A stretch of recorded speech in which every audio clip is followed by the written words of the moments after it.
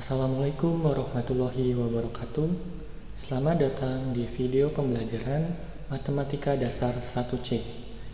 Video ini kami persembahkan dari tim dosen Matematika ITERA, khusus untuk teman-teman yang mengambil mata kuliah Matematika Dasar 1C. Untuk video yang pertama ini, kita akan membahas materi terkait himpunan dan relasi.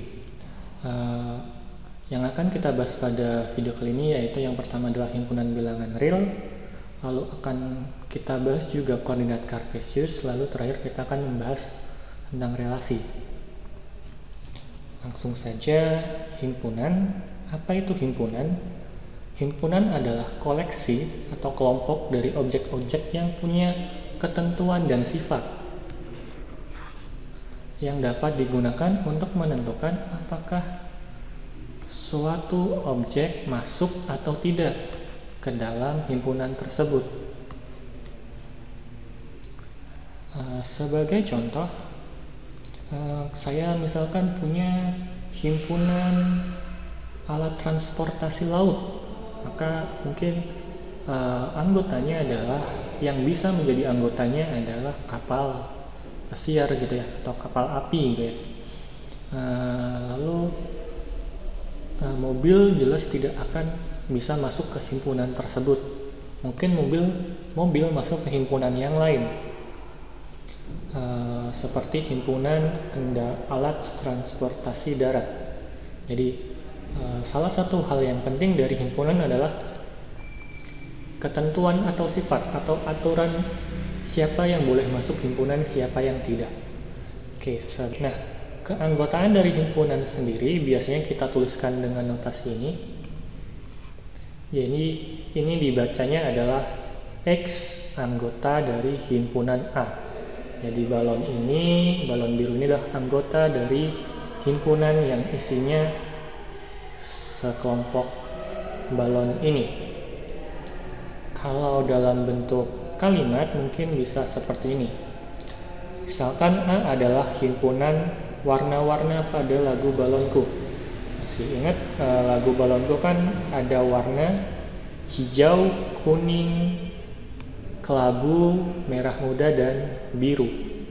Jadi kalau himpunan warna-warna pada lagu balonku, anggotanya atau isinya adalah warna hijau, warna kuning, warna kelabu, merah muda, dan biru. Lalu kita bisa menuliskan hijau adalah anggota dari himpunan A, himpunan yang tadi saya sebutkan. Kemudian ungu kan tidak ada ya, jadi ungu bukan anggota. Jadi notasi ini saya baca sebagai bukan anggota. Jadi dia notasi anggota tapi kita coret, maka notasinya menjadi bukan anggota. Nah, menyatakan sebuah himpunan, tadi kan saya menyatakannya dengan kalimat ya. Sebenarnya ada dua cara untuk menyatakan sebuah himpunan. Yang pertama adalah menyatakan aturan keanggotaannya, mirip seperti yang tadi. Contohnya ini, misalkan A adalah himpunan X, di mana X adalah warna-warna pada lagu balonku. Himpunan sama ya seperti yang tadi ya. Jadi ini saya sebutkan aturannya. Aturannya adalah anggotanya adalah warna pada lagu balonku. Lalu cara kedua adalah mendaftarkan atau menuliskan anggotanya siapa saja. Nah ini kalau yang B adalah himpunan yang isinya atau anggotanya adalah hijau, kuning, kelabu, merah muda, dan biru. Jadi yang B dia menggunakan cara kedua, yaitu saya tuliskan semua anggotanya. Anggotanya adalah hijau, kuning, kelabu, merah muda, dan biru. Nah, teman-teman lihat bahwa ada notasi juga ya di sini ya. Notasi kurung kurawal. Nah, ini adalah notasi dari himpunan. Jadi kalau ada notasi seperti ini, oh ini berarti himpunan yang isinya atau anggotanya adalah 1 dan 2. Oke, contoh lain, Yang C, dia menggunakan cara pertama yaitu menyatakan aturan keanggotaannya. Jadi C adalah himpunan yang isinya adalah X, X-nya adalah bilangan bulat yang lebih besar dari 0. Bilangan bulat yang lebih besar dari 0 adalah 1, 2, 3, 4, 5, 6, dan seterusnya. Jadi yang ini dia menyatakan aturan keanggotaannya. Bisa nggak dituliskan lagi dengan cara kedua mendaftarkan? Kita lihat contoh D adalah ini. Himpunan yang isinya adalah 1, 2, 3. Nah, kalau bertemu notasi seperti ini, koma titik 3 ini artinya adalah dan seterusnya. Jadi membacanya D adalah himpunan yang isinya adalah 1, 2, 3, dan seterusnya. Berarti 4, 5, 6, 7, 8, dan seterusnya. Jadi kalau menemukan koma titik 3 itu artinya dan seterusnya. Apakah selalu bisa dinyatakan dengan sebuah himpunan dinyatakan dengan mendaftarkan anggotanya gitu? Ternyata enggak. Contohnya adalah ini nih, E himpunan X, X adalah bilangan real di mana X-nya atau bilangan real yang lebih besar dari 0. Bilangan real nanti kita bahas lebih jauh, dia ada sangat banyak. Jadi 0 yang lebih besar dari 0 kan kayak 0,1, 0,11, 0,111, 0,2, dan seterusnya. Ada begitu banyak, jadi tidak bisa nih kita tuliskan satu persatu seperti ini. Jadi kedua cara ini punya kekurangan dan kelebihan masing-masing, tinggal nanti mana yang lebih cocok untuk digunakan. Nah, tadi saya sudah menyinggung bilangan real, mari kita ingat lagi.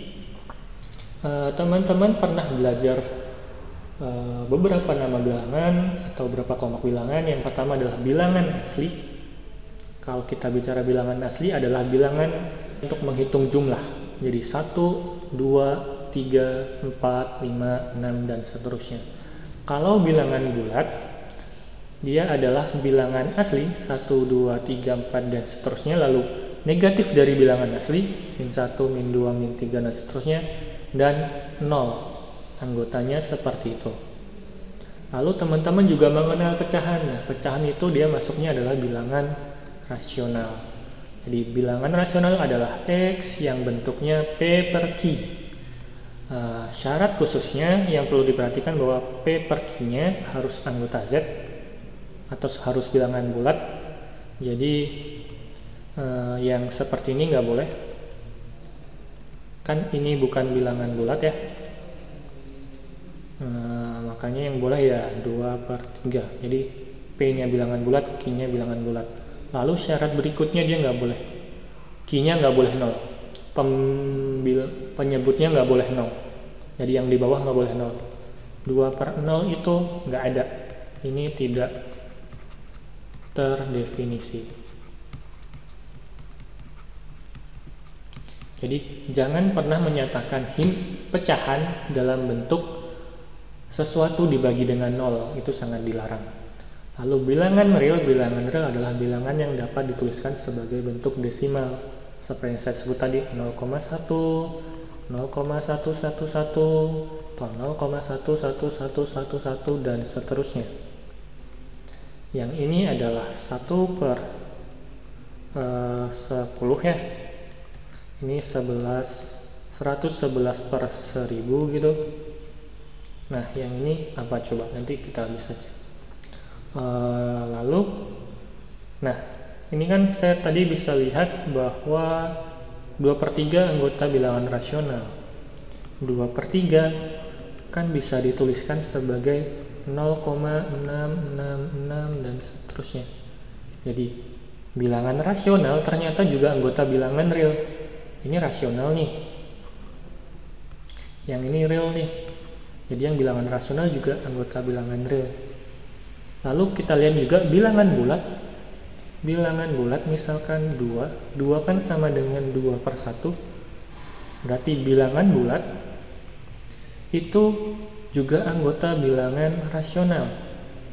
Dan yang pasti bilangan asli adalah anggota bilangan bulat. Jadi mereka tuh semakin lama semakin membesar gitu. Jadi awalnya saya punya bilangan asli, lalu saya punya bilangan bulat, di dalam bilangan bulat ada bilangan asli, lalu saya punya bilangan rasional, di dalam bilangan rasional ada bilangan bulat, lalu saya punya bilangan real, di dalam bilangan real ada bilangan rasional. Jadi yang paling besar adalah si bilangan real. Makanya nanti di perkuliahan ini kita akan selalu menggunakan bilangan real, kecuali kalau nanti disebutkan hal lainnya. Oke. Nah, bilangan real, teman-teman pernah belajar notasi ini, misalkan X di mana min 1 kurang dari X kurang dari 0. Berarti ini adalah himpunan nilai-nilai di antara min 1 sampai 0. Berarti anggotanya siapa saja? Saya sebut A, berarti ya banyak anggotanya. Misalkan min 0,1 dia anggota A. Jadi dia bicara semua nilai yang ada di antara min 1 dan 0. Min setengah, min sepertiga, dan lain-lain. Nah, notasi ini kan notasi himpunan ya. Ada juga yang kita sebut sebagai notasi selang. Jadi di sini kita akan belajar yang namanya notasi selang. Jadi notasi himpunan ini bisa kita tuliskan sebagai notasi selang, yaitu dengan kita melihat batas kiri dan batas kanannya. Batas kirinya A, batas kanannya B, lalu kita lihat A tuh masuk nggak di himpunan ini. Kan X-nya lebih besar dari A ya, berarti A-nya nggak masuk. Kalau nggak masuk, kita menggunakannya kurung biasa. Lalu B-nya, apakah B-nya masuk? B-nya nggak masuk, kita pakai kurung biasa. Nah, kalau ada yang masuk gimana? Sekarang contoh kedua, X-nya di antara X-nya mulai dari A, berarti A-nya masuk ya, sampai kurang dari B, berarti B-nya nggak masuk. Berarti notasi selangnya adalah A sampai B, A-nya masuk. Kalau masuk kita menggunakan kurung siku. B-nya nggak masuk, berarti B-nya kurung biasa. Lalu yang ketiga berarti A-nya nggak masuk, B-nya masuk. Lalu yang keempat, A-nya masuk, B-nya juga masuk. Nah, kalau yang ini gimana? Batas kirinya nggak ada. Batas kirinya berarti apa? Yang nilai paling kecil apa? Minus tahingga ya. Makanya nanti kita menggunakan batas kirinya adalah minus tahingga sampai dengan B. B-nya masuk nggak? B-nya nggak masuk. Seperti itu. Minus tahingga masuk nggak? Minus tahingga pasti nggak masuk.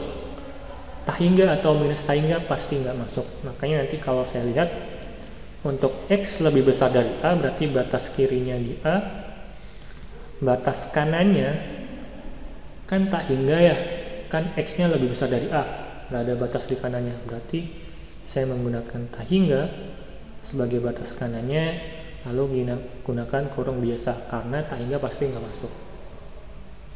Lalu yang ini berarti A-nya masuk sampai dengan tahingga. Kalau R berarti bilangan real secara keseluruhan, berarti ya minus tahingga sampai dengan tahingga. Nah, ini adalah hasil notasi penulisan notasi selangnya.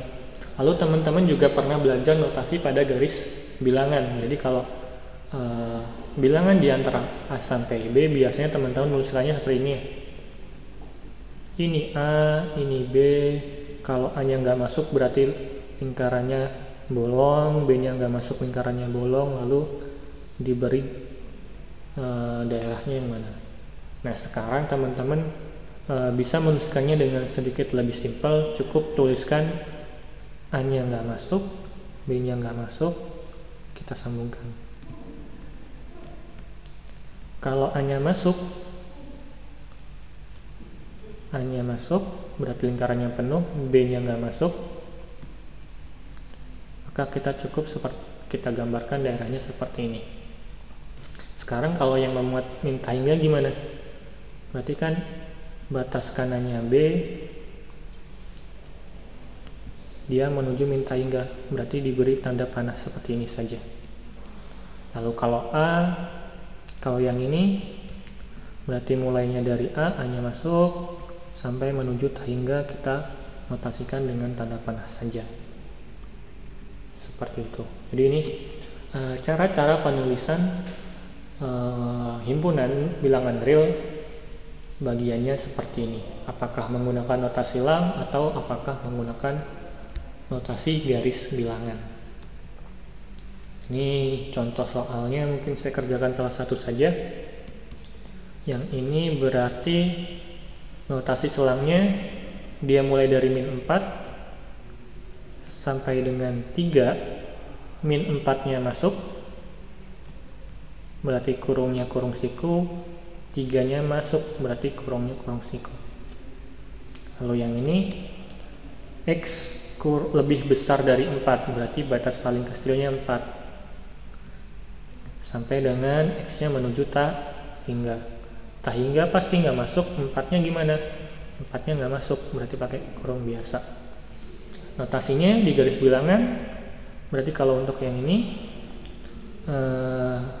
min 4 nya masuk, 3 nya masuk, kita tarik seperti itu. Yang ini masuk, 4 nya nggak masuk, menuju tahingga, maka kita notasinya seperti ini. Lanjut, irisan dan gabungan.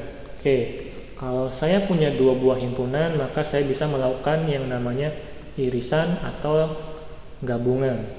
Nah, irisan, yang dimaksud irisan adalah himpunan baru nih, yang anggotanya adalah anggota dari A dan B sekaligus. A dan B sekaligus. Jadi harus ada di A dan B. Atau kita lihat contohnya. Jadi kalau saya punya himpunan A, saya punya himpunan B, maka A iris B adalah yang ini nih. Yang ada di sini, yang ada di A dan di B sekaligus. Sedangkan kalau gabungan, dia adalah himpunan baru yang mana dia ada di anggotanya adalah anggota dari A saja atau B saja cukup. Tapi kalau di dalam A dan B boleh nggak? Boleh. Jadi kalau gabungan, nanti saya bisa memperoleh kalau gabungan, yang dimaksud gabungan adalah semua ini nih. Semuanya. Oke, coba kita lihat contohnya deh. Jadi misalkan saya punya himpunan A, isinya adalah 1, 2, 3, 5, dan 7. Dan saya punya himpunan B, isinya adalah 2, 3, dan 4. Oke, saya cek, maka irisannya adalah 2 dan 3. Kenapa seperti itu?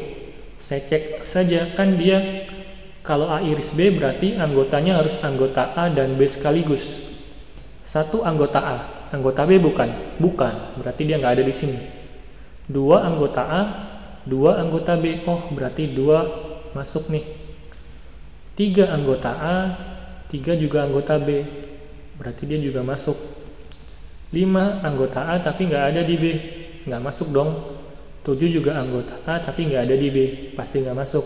4 juga, 4 anggota B saja di A nggak ada. Makanya A iris B isinya hanyalah 2 dan 3. Kalau gabungannya ya berarti kita tulis saja semuanya. Gabungannya berarti 1, 2, 1, 2, 3, 5, 7, 1, 2, 3, 5, 7, lalu 2, 3, 4, 2-nya udah, 3-nya udah, 4. Jadi cukup dituliskan sekali saja, walaupun nggak bisa dituliskan 2 kali, misalkan 2-nya ada 2 dalam satu himpunan, itu nggak boleh. Jadi dalam satu himpunan anggotanya hanya dituliskan sekali. Oke, kita lihat contohnya. Misalkan saya punya A-nya adalah min 2 sampai 2, berarti yang mana? Berarti dari sini ya. Mungkin kita mulai dari sini min 2, min 2 nya nggak masuk sampai dengan 2, berarti yang ini adalah A nya, min 2 sampai dengan 2. B nya adalah 0 sampai dengan 5. Kita coba warna beda. B nya adalah 0 sampai dengan 5. Semoga terlihat ya. 0 nya masuk, 0 nya masuk, 5 nya masuk. Ini 0, ini 5. Nah sekarang berarti A iris B nya gimana? A iris B nya berarti dia yang harus ada di A dan di B. Ini A, ini B.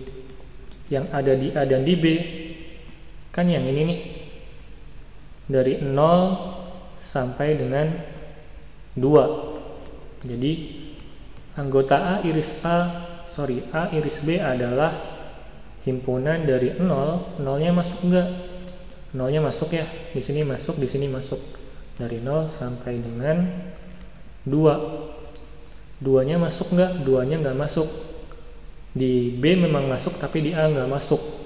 Jadi dia kita ambil enggak masuk. Karena kan dia harus ada di A dan di B kan ya. Dia ada di B, tapi enggak ada di A, makanya 2 enggak masuk. Oke. Kalau A gabung B berarti yang mana? Ya udah keseluruhannya saja, berarti mulai dari min 2, min 2 nya nggak masuk sampai dengan 5, 5 nya masuk. Jadi seperti itu. Jadi nanti ini adalah irisannya, yang ini tadi adalah gabungannya. Oke, sekarang kita akan masuk ke koordinat kartesius. Koordinat kartesius itu sebenarnya apa sih ya? Koordinat kartesius adalah dua garis bilangan yang disilangkan, garis X dan garis Y. Gunanya adalah untuk memberi tanda setiap daerah pada bidang gitu ya. Jadi kalau saya punya bidang datar kan selalu kita bisa bikin koordinat kartesius tuh di situ. Dan setiap koordinatnya, setiap pasangan terurut AB-nya ini menyatakan posisi pada bidang kartesius. Sebagai contoh, kalau saya punya titik 0,0 berarti dia menyatakan dia X-nya 0, Y-nya 0, berarti titik ini nih, nilai X-nya 0, Y-nya 0. Lalu, bener ya yang itu, lalu titik P 2,3 berarti X-nya 2, di X-nya 2, Y-nya 3, berarti titik yang ini harusnya. Jadi itu adalah titik 2,3. Tuh misalkan contoh yang lain, min 3, min 3. Oh berarti yang ini nih, min 3, min 3. X-nya min 3, Y-nya min 3. Jadi kalau nanti saya punya titik ini berarti adalah titik X-nya 1, Y-nya min 1, berarti 1, min 1. Nah, koordinat kartesius ini dibagi menjadi 4 kuadran, ya ini penamaan saja. Jadi untuk yang X-nya positif, kan X-nya lebih besar dari 0 saat ke sana, dan Y-nya positif, ini kita sebut sebagai kuadran 1. Lalu kita ikuti arah berlawanan dengan jarum jam, maka saya punya kuadran 2, kuadran 3, dan kuadran 4. Ini hanya untuk membedakan daerah saja. Oke, selanjutnya nanti ada yang kita sebut sebagai pencerminan. Kalau teman-teman ingat saat teman-teman bercermin, saat wajah kita arahkan ke cermin, maka kita akan mendapatkan bayangannya. Nah, sifat dari bayangannya apa? Sifatnya adalah jaraknya itu sama. Misalkan hidung kita jaraknya 10 ke cermin, maka jarak bayangan hidung kita juga pasti 10.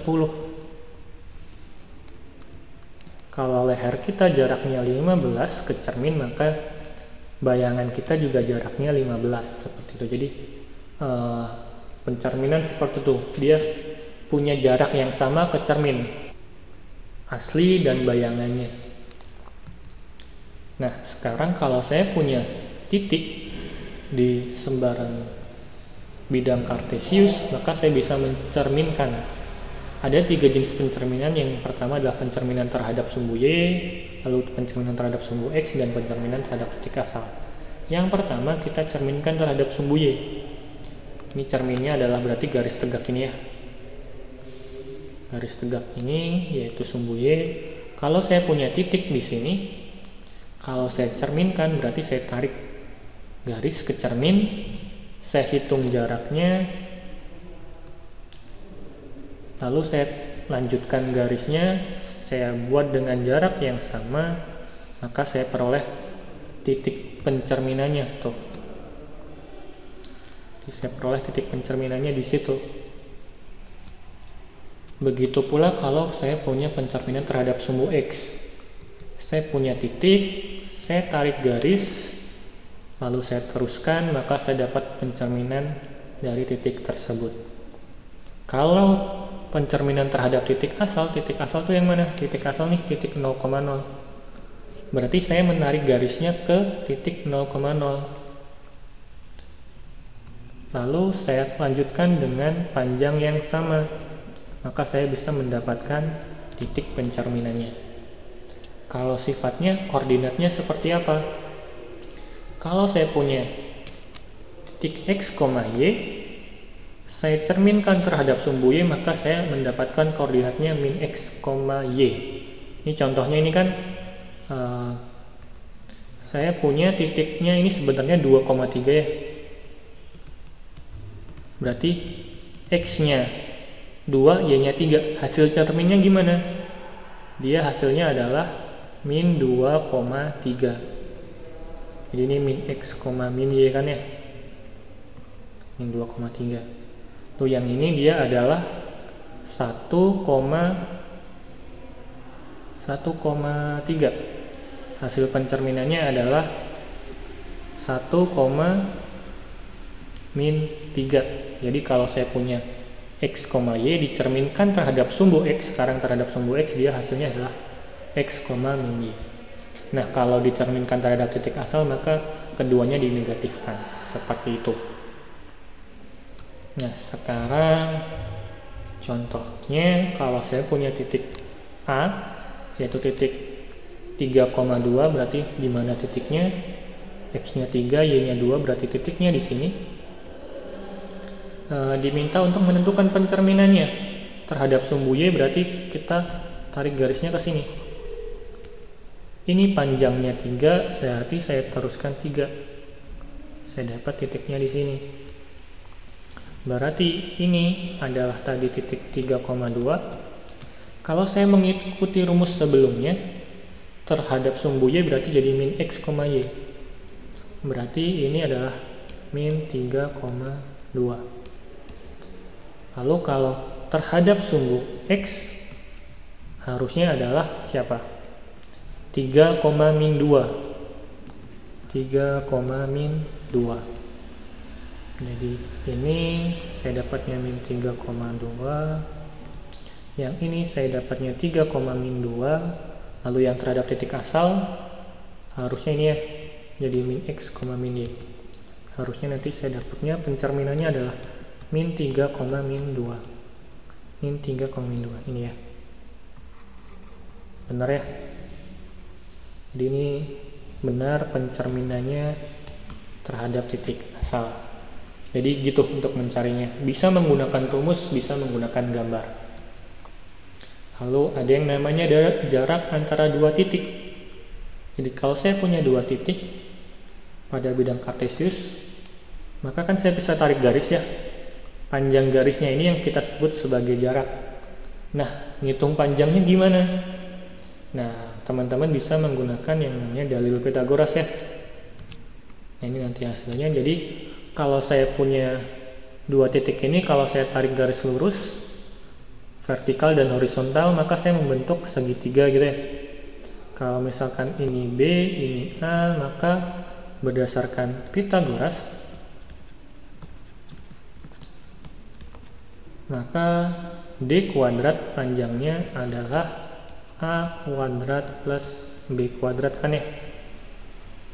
Maka dari itu, karena A-nya kan panjang segini nih, berarti dia X2 dikurangi X1, kan koordinat X-nya X2, koordinat X-nya di sini adalah X1, berarti panjang ini adalah X2 min X1.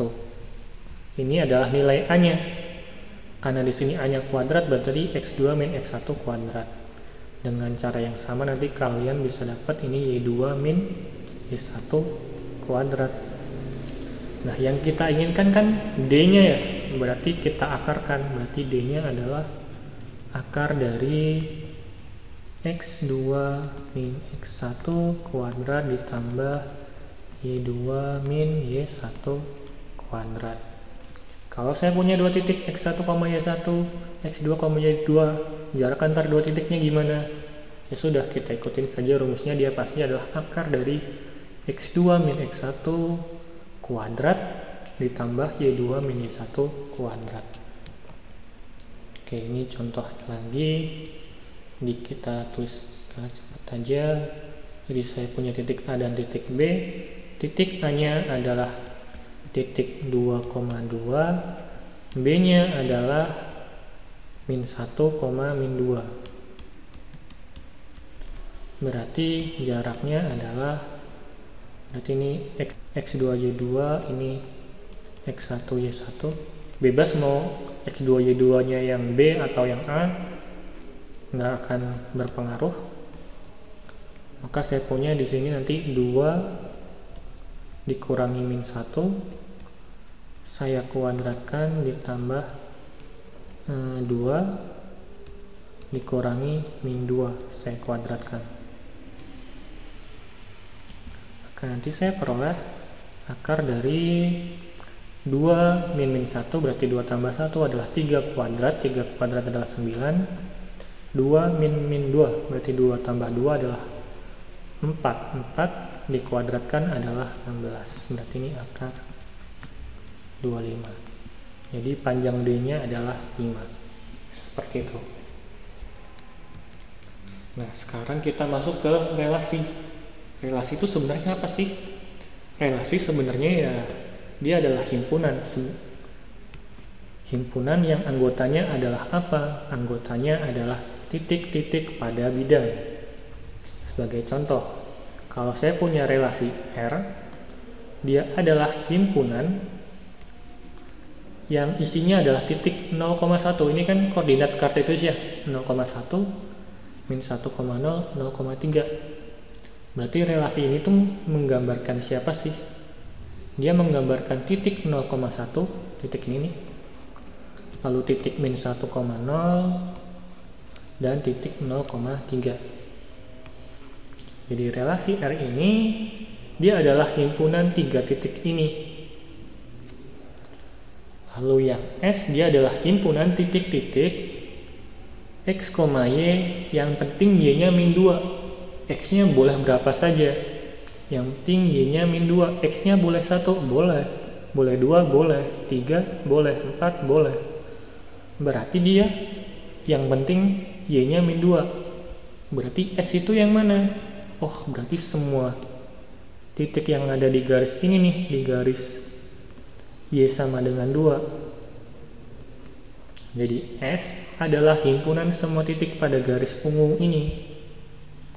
Kalau yang T, dia adalah himpunan titik, syaratnya X-nya diantara min 2 sampai 4. X-nya diantara min 2 sampai 4. Y-nya diantara 2 sampai 4. Y-nya diantara 2 sampai 4.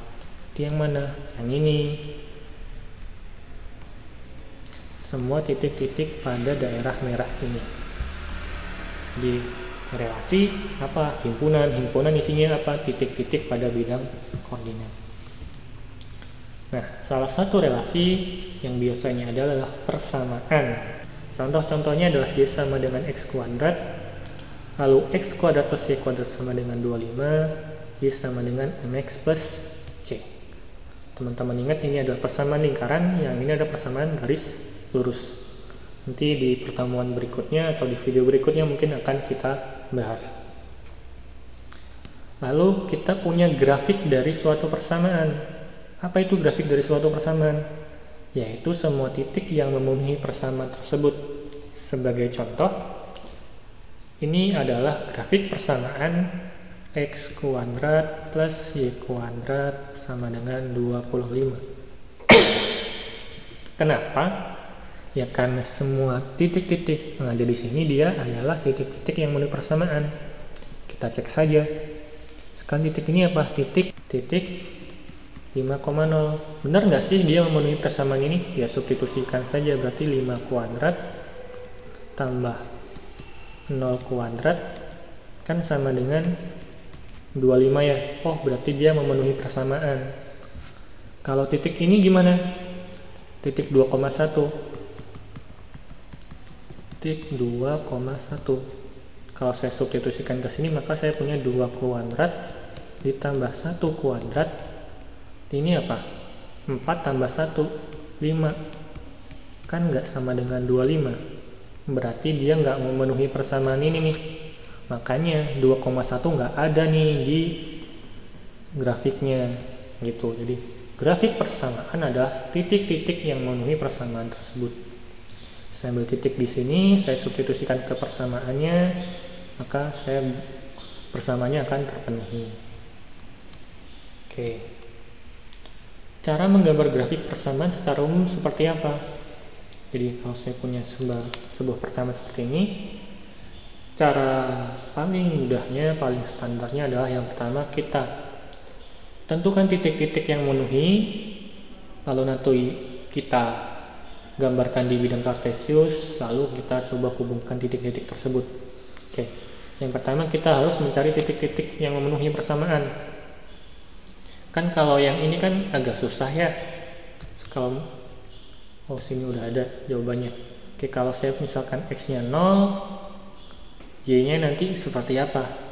Nah, biasanya lebih mudah kalau teman-teman coba ini dituliskan sebagai kan ini 8y sama dengan 12x min x pangkat 3. Berarti y sama dengan 12x min x pangkat 3 per 8. Nah, kalau kayak gini kan lebih mudah. Kalau saya punya x-nya 0 kan berarti saya bisa memasukkan saja di sini. 0 min 0, 0 bagi 8, oh berarti y-nya saya dapat 0. Berarti saya dapat titiknya adalah 0,0. Kalau x-nya 1, berarti saya substitusikan x-nya 1, berarti 12 kali 1, 12, dikurangi 1, 11 bagi 8, 11 per 8. Maka saya punya titik lagi 1,11 per 8. Jadi substitusi lagi, coba lagi x-nya 2, saya dapatnya seperti apa.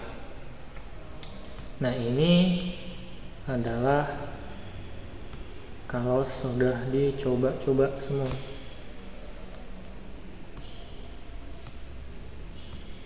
Di x-nya 1, x-nya 0, x-nya 2, x-nya 3, saya bisa dapat y-nya berapa, saya dapat titik-titik yang memenuhi persamaan. Semakin banyak titik semakin bagus. Sekarang tinggal kita coba gambarkan pada bidang kartesius. Yang pertama titik 0,0, berarti di sini. Lalu 1,11 per 8, x-nya 1, y-nya 11 per 8. Kira-kira di sini x-nya 2, y-nya 2, x-nya 3, y-nya 9 per 8. Berarti dia lebih kecil dari 11 per 8, berarti di sini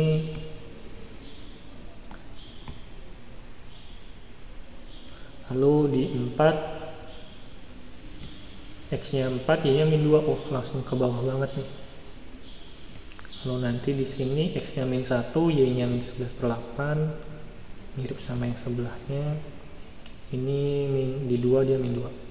Nah, kalau saya udah dapat seperti ini, yang saya lakukan berikutnya adalah kita hubungkan titik-titik tersebut, titik-titik pada bidang tersebut dengan kurva atau garis yang tidak nyambung ya, seperti itu. Lalu yang ini berarti ke sini. Nah yang kesini kan sebenarnya kita nggak tahu ya bakal seperti apa yang ke kirinya dan ke kanannya. Jadi semakin banyak titik berarti nanti saya di 5 berapa, misalkan di min 3 berapa, min 4 berapa, nanti kalian bisa dapat grafik persamaan yang jauh lebih bagus dari yang ini. Jadi langkahnya itu tadi, cari titik-titiknya, lalu gambarkan di bidang kartesius, lalu dihubungkan dengan kurva yang mulus. Nah sekarang kita punya yang namanya kesimetrian. Jadi grafik-grafik ini tuh punya sifat-sifat khusus. Yang pertama adalah simetri terhadap sumbu Y. Simetri itu apa? Simetri itu kayak kanan dan kiri bentuknya sama, atas dan bawah bentuknya sama. Nah, kalau simetri terhadap sumbu Y berarti di kanan sumbu Y dan di kiri sumbu Y bentuknya sama, tapi berkebalikan. Kan ya, bentuknya sama ya. Yang ini turun terus naik, ini juga turun terus naik. Ini berarti simetri terhadap sumbu Y. Berikutnya, jadi kalau persamaan grafiknya simetri terhadap sumbu Y, ternyata kita bisa ngecek sifatnya adalah ini. Kalau saya substitusikan X, Y, saya ganti dengan min X, Y pada persamaannya, maka dia akan dapat persamaan awal. Contohnya ini nih, Y sama dengan X kuadrat. Berarti X nya saya substitusikan dengan min X, berarti jadi min X kuadrat. Y nya saya substitusikan dengan Y, berarti nih Y sama dengan min X kuadrat, kan X kuadrat juga. Kembali nih ke persamaan awal. Maka dia simetri terhadap sumbu Y. Ada simetri terhadap sumbu Y, ya pasti nanti akan ada simetri terhadap sumbu X. Sifatnya adalah kalau saya substitusikan X, min Y, maka dia kembali ke persamaan awal. Ini saya contohkan, X nya saya ganti dengan X, X nya saya ganti dengan X, berarti ini tetap. Y nya saya ganti dengan min Y, ini jadi min Y kuadrat. Y kuadrat sama dengan X, kembali lagi ke persamaan awal. Berarti dia simetri terhadap sumbu X. Lalu ada juga simetri terhadap titik asal. Ini seperti ini. Sifatnya adalah kalau saya substitusikan min X dan min Y, maka dia kembali ke persamaan awal. Contohnya adalah Y sama dengan 1/X. Ini adalah grafik Y sama dengan 1/X.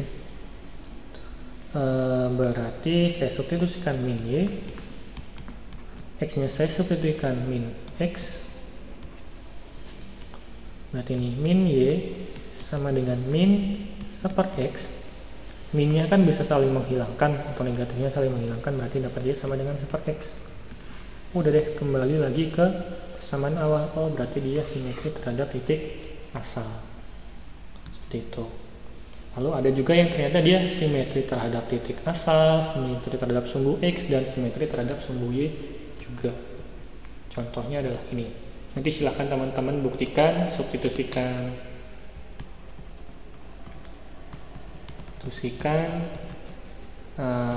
X, min X, Y, X, min Y, dan min X, min Y. Benar nggak sih dia kembali ke persamaan awal? Kan kalau kembali ke persamaan awal berarti dia simetri tuh terhadap sumbu X, sumbu Y, dan titik asal. Oke. Nah, untuk video kali ini materinya cukup sampai di sini. Ini adalah daftar pustakanya. Sampai bertemu di video selanjutnya. Terima kasih banyak.